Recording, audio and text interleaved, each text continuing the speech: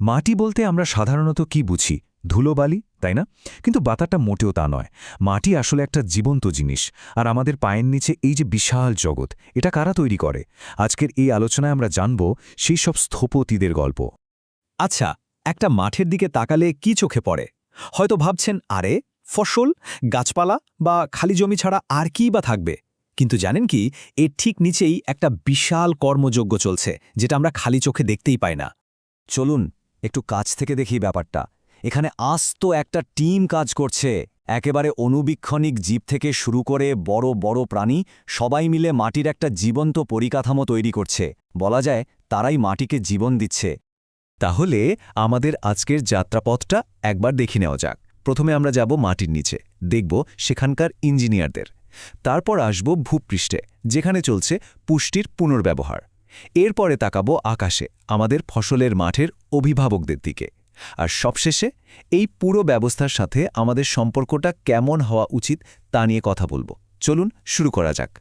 তো আমরা আমাদের আলোচনা শুরু করছি মাটির নিচের সেই সব ইঞ্জিনিয়ারদের দিয়ে, যারা আমাদের পায়ের নিচেই নীরবে এক অসাধারণ কাজ করে চলেছে। এই যে প্রাণীরা মাটিতে ওলটপালট করে, এর একটা সায়েন্টিফিক নাম আছে। একে বলে বায়োটাবেশন। মানে সোজা কথায় জীবন্ত প্রাণীরা যখন মাটিকে নাড়াচাড়া করে, সেটাই বায়োটাবেশন। আর এটা মাটির স্বাস্থ্যের জন্য যে কি ভীষণ জরুরি তা বলার অপেক্ষা রাখে না। যেমন ধরুন কেঁচোর কথা, ওদেরকে তো প্রকৃতির লাঙল বলা হয়, তাই না? কিন্তু ওরা যে কতটা কাজ করে সেই ধারণাটা আছে? শুনলে অবাক হতে হয়। প্রতি বছর 1 হেক্টর জমিতে কেঁচোরা প্রায় 40 টন মাটি নাড়াচাড়া করে। ভাবা যায়, 40 টন! আর এই যে মাটি নাড়াচাড়া করা, এর ফলে কি হয়? মাটিতে ছোট ছোট সুড়ঙ্গের মতো তৈরি হয়, যেগুলোকে বিজ্ঞানের ভাষায় বলে ম্যাক্রোপোরোসিটি। এই চ্যানেলগুলো দিয়ে বাতাস আর জল খুব সহজে মাটির গভীরে যেতে পারে। ফলে মাটির উর্বরতা তো বাড়েই, গাছের শিকড়ও অনেক সহজে ছড়াতে পারে। শুধু তাই নয়, এর একটা আরও বড় দিক আছে। এই ছোট্ট ইঞ্জিনিয়াররা কিন্তু ক্লাইমেট চেঞ্জের মতো বড় সমস্যা মোকাবেলা করতেও আমাদের সাহায্য করছে। কিভাবে? ওরা মাটিতে জৈব পদার্থ মিশিয়ে দেয়, যার ফলে মাটি আরও বেশি কার্বন ধরে রাখতে পারে। দারুণ ব্যাপার, তাই না? আচ্ছা, মাটির নিচের ইঞ্জিনিয়ারদের কথা তো হলো। এবার চলুন মাটির নিচ থেকে ওপরে উঠে আসি। ভূপৃষ্ঠেও কিন্তু একদল কর্মী আছে, যারা মাটিকে উর্বর রাখার কাজটা করে। প্রকৃতির এই পুষ্টিচক্রটা কিন্তু খুবই মজার।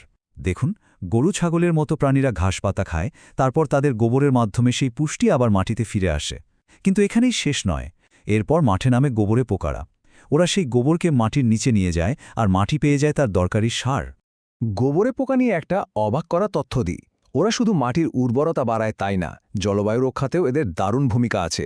গোবর যদি খোলা পড়ে থাকে, সেখান থেকে মিথেন গ্যাস বের হয়, যেটা একটা গ্রিনহাউস গ্যাস। কিন্তু গোবরে পোকারা যখন সেটাকে দ্রুত মাটির নিচে নিয়ে যায়, তখন মিথেন নির্গমন প্রায় 40% পর্যন্ত কমে যেতে পারে। অবিশ্বাস্য!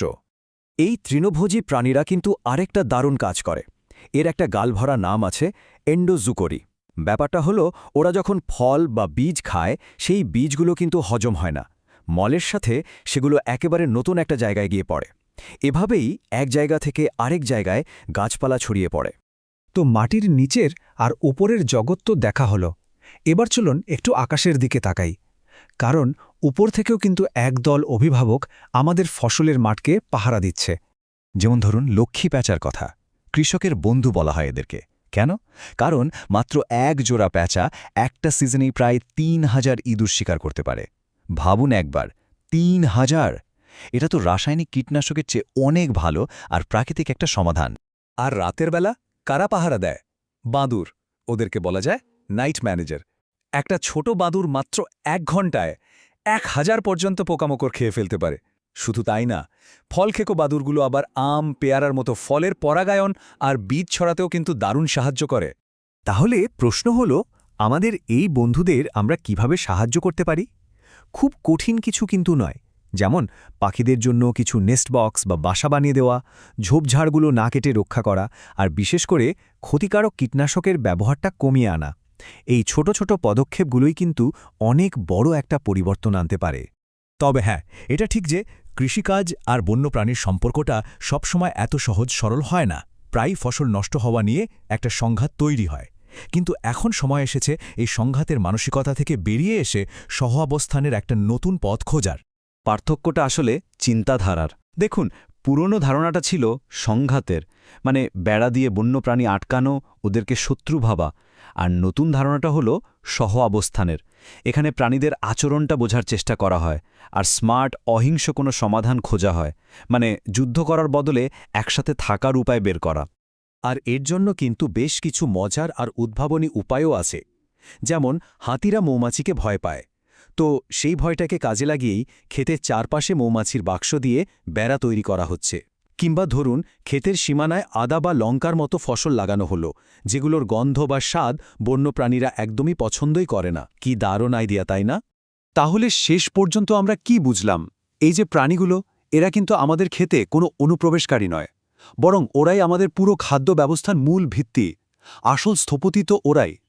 তাহলে একদম শেষে এসে একটা প্রশ্ন রেখে যাই।